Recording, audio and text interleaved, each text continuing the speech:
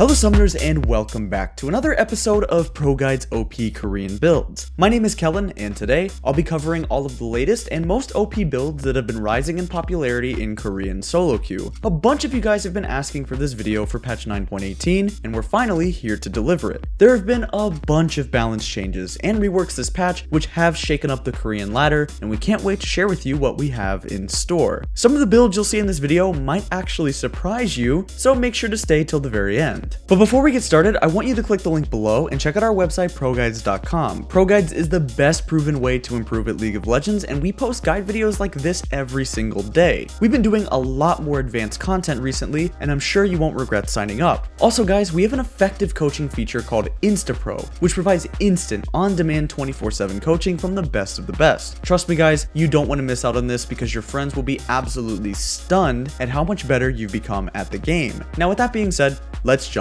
into the video. Starting with the top lane, the first OP Korean build that we'll be covering in today's video is going to be for a champion who has received quite a few buffs within the past couple of weeks. ΕΚΚΟ has been on the rise recently and has become insanely strong for 9.18. The most recent buff to his W stun duration and mana cost have skyrocketed his win rate in all three roles, and a lot of Korean pro players have been spamming him in solo queue. However, in the top lane specifically, there have been two builds that are seeing a lot more play in patch 9.18, and the first one is Conqueror ΕΚΚO. This one has a similar playstyle to the tank ΕΚKO build that we know and love from a couple seasons ago. You want to take Conqueror, Triumph, Legend Tenacity, and Coup de Grace, followed by Sudden Impact and Ravenous Hunter. For items, you'll want to go the standard route with a slightly tankier twist. You'll rush a Proto Belt into Iceborne Gauntlet or Lichbane, Merc Treads or Ninja Tabby, Zhonya's Hourglass, Morello, and a Liandry's. The purpose of this build is for purely taking those long extended fights and using the healing from Conqueror and Ravenous Hunter combined with your passive and ultimate for an insane amount of sustain. Korean top laners have been opting to go this route versus tanky top laners like Alawi, Shen, and Garen, so make sure to keep that in mind. This is by far one of the most fun builds I've ever tried as ΕΚКO, and it shreds through tanks like a hot knife going through butter. Next up in the top lane is another build for ΕΚKO, but it's for those matchups where you're looking to take shorter trades rather than long extended fights. Grasp of the Undying ΕΚKO is the second ΕΚKO build the Korean top laners have been spamming. They'll usually opt to go this build against champions like Aatrox, Kled, and Sylas, where your main objective is to jump in and jump back out. It'll have a much safer playstyle than the Conqueror or traditional Electrocute route, but it's just as effective. For runes, you'll take Grasp, Shield Bash, Bone Plating, and Overgrowth, followed by Sorcery for Absolute Focus and Gathering Storm. In terms of items, you'll rush a Sunfire Cape or Abyssal Mask into Iceborne, Ninja Tabby or Merc Treads, then Morello into Liandry's, and top it all off with a Zhonya's or a Spirit Visage. One more thing to keep in mind while playing this build is that you're going to have to change up your playstyle to be a bit more team-oriented. Since you lack the damage to hard carry a fight, your main job is going to be creating chaos and just being an annoying mobile tank with a get-out-of-jail-for-free button with your ult. This one is going to take quite a bit more time to get used to, but it is extremely rewarding once you master it. Next up in the top lane, we have a build for Singed. If you weren't aware already, Singed recently received a couple of buffs to his base mana pool and ultimate, which have helped him out a lot. Although he's really not played that much in Korean Challenger, some Diamond and Master Tier players have become Singed enthusiasts and are spamming a Trick 2G style build. Now before we get into the build, I must warn you that it's a very coin flippy playstyle. Either you get ahead early and 1v9 the game, or you get ganked early and end up going 0-15.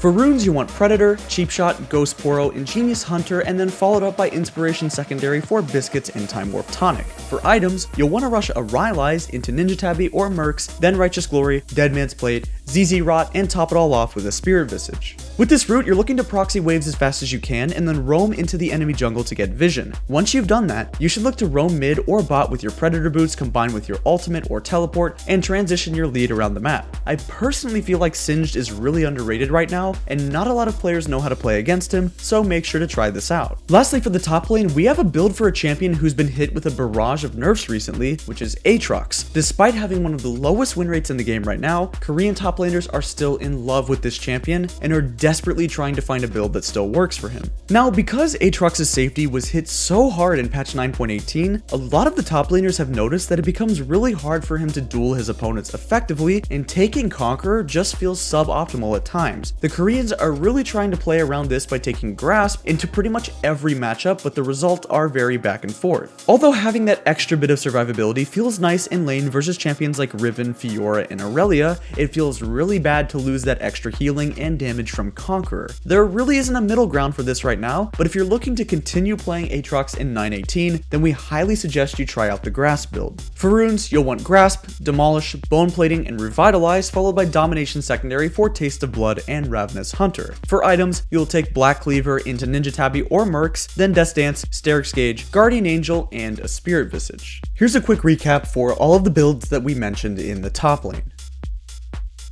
Now moving on to the jungle. If we start with these jungle builds, one that we have to start with is Vi. Vi has been one of the best solo queue junglers in the game for quite some time, but just doesn't get the attention that she deserves. This is mainly due to her low presence in competitive play, which actually plays towards her favor since it's less likely that she'll be nerfed. 90% of the time you will see Vi players take Aftershock or Electrocute, but today we're here to present you with a new Vi build which involves Hail of Blades. Korean junglers have started noticing just how effective Hail of Blades Vi can be and are choosing this route very often in 918. For runes, you'll take Hail of Blades, Sudden Impact, Zombie Ward, and Ultimate Hunter, followed by Precision Secondary for Triumph and Legend Alacrity. As for the item path, you'll rush a Warrior Enchantment into Moby Boots, Black Cleaver, GA or a Dead Man's Plate, Sterix or Maw, and then finish it off with a Randuin's or Adaptive Helm. This build has great synergy with her W, and Black Cleaver can be used to shred armor instantly off her targets. The second build we have for the jungle is for a champion who's been overbuffed this patch,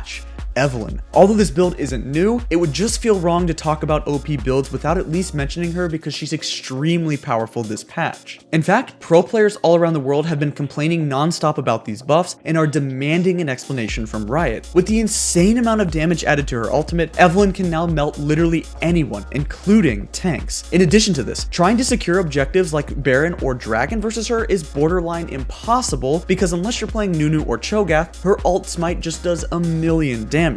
For runes, you'll want Electrocute, Sudden Impact, Eyeball, and Relentless Hunter, followed by Sorcery Secondary for Absolute Focus and Gathering Storm. Then you'll want to rush a Runic Echoes into Sorc Shoes, Protobelt, Lichbane, Deathcap, and a Void Staff. As soon as you hit level 6, immediately start spamming ganks. If you can get your combo off successfully, then that champion is as good as dead, since you'll delete their HP bar within a few seconds. Here's a quick recap for all of the builds that we mentioned in the jungle.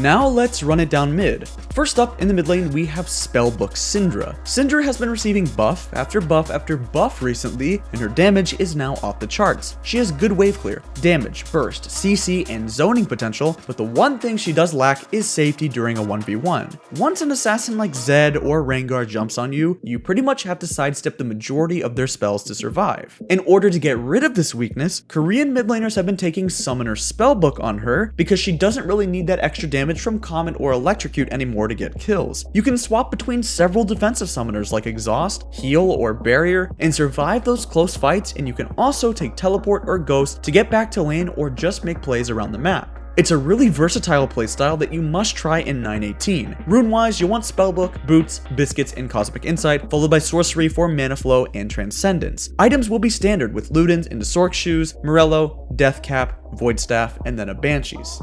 Next up, we've got everyone's favorite starter champion, Annie. Now, Annie received a buff this patch on her E, which grants her a decent amount of movement speed for 1.5 seconds. This means that roaming around the map has become a lot easier for her to engage, and it's also become a lot scarier because she will run at you with lightning speed. However, combine this movement speed with things like Predator and Shirelia's, and you've got yourself a really speedy girl. We first saw this playstyle from the most famous Annie main in the world, Anniebot, but recently it's seeing a decent amount of play in Korea. For runes, you'll take Predator, Cheap Shot, Eyeball Collection, and Ingenious Hunter, followed by Inspiration Secondary for Minion Dematerializer and Cosmic Insight. For your items, you'll rush a Shirelia's into Sorc Shoes, Spellbinder, Morello, Deathcap, and then a Void Staff. With this build, all you want to do is use the Minion Dematerializer to clear cannon minions and push the wave, then use your movement speed on your Predator, Shirelia's, and Spellbinder, and your E to roam around the map like an Aurelion Soul would. Here's a quick recap for all of the builds that we mentioned for mid lane.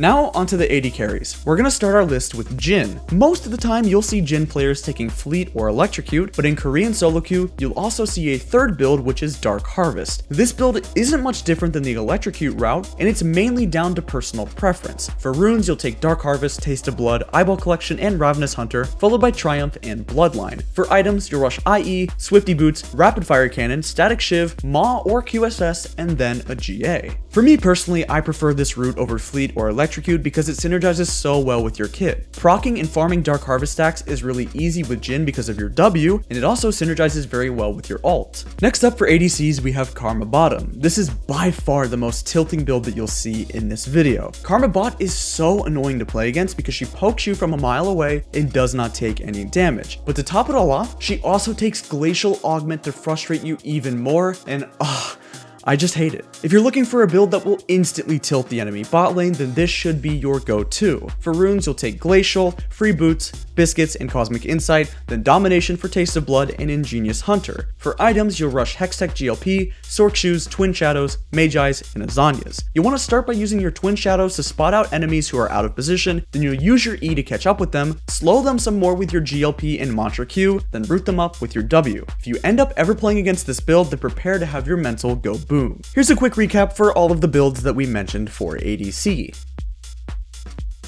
Now moving on to supports. Kicking off the support builds, we have Zyra. Zyra recently received some buffs on her ultimate and she's been doing a lot better in the meta. But despite all this, Zyra still has one weakness, which is her lack of mobility and squishiness. To counter this, Koreans have been doing a similar route to Lux support and starting to take Aftershock on her. Runes will start with Aftershock, then Font of Life, Bone Plating, and Unflinching, followed by Sorcery secondary for Scorch and Absolute Focus. You want to rush a Remnant of the Watchers into Moby Boots, Leandries, Morello, Zanyas, and a Void Staff. Here's the thing, not only will you do a ton of damage, but you also have ways to survive aggressive engages from supports like Leona and Alistar. Give this one a try, you probably won't regret it. Next up for our list, we have Annie once again. The build and playstyle is pretty much the same as what we mentioned in our mid lane section. You'll want to rush a ton of mobility items and then roam around the map with lightning speed and get your other lanes ahead. For runes, you'll want Predator, Cheap Shot, Eyeball Collection, and Ingenious Hunter, then Inspiration secondary for Hex Flash and Biscuits. As for items, get a Remnant of the Watchers into Moby Boots, Shirelias, Righteous Glory, Leandries, and a Morello. In addition to this, you also could opt to go for Aftershock, Font of Life, Bone Plating, and Unflinching with Hex Flash and Biscuits while going the same items for extra tankiness. Annie did lose a lot of damage reduction on her E this patch, so having the extra stats from Aftershock can really help you out. Also, one more thing, if you're looking to become even more annoying, then you can also try out GLP Annie with the same style as Karma that we mentioned before in our bottom lane section. Take GLP, Hex Flash, Biscuits, and Cosmic Insight, followed by Domination secondary for Ingenious Hunter and Cheap Shot. For items, get a Remnant of the Watchers, Moby Boots, Hextech GLP, Twin Shadows, Shirelias, and Righteous Glory. And here's a quick recap for all of the builds that we mentioned for support. That's going to be it for our new OP Korean builds video. We would love to hear your suggestions on how to make these videos better, so if you have something to add, then please comment down below. If you enjoyed watching this video, please hit the like button and subscribe to our channel for more content in the future. Also, make sure to check out ProGuides.com for guides and videos that were made by your favorite pro players, such as Hai, Bunny Fufu, and Mike Young. We're going to start uploading a lot more content within the coming weeks, so make sure you hit the bell icon to be notified of every single upload. That's all for now. Thanks for watching, and I will see you on the Rift.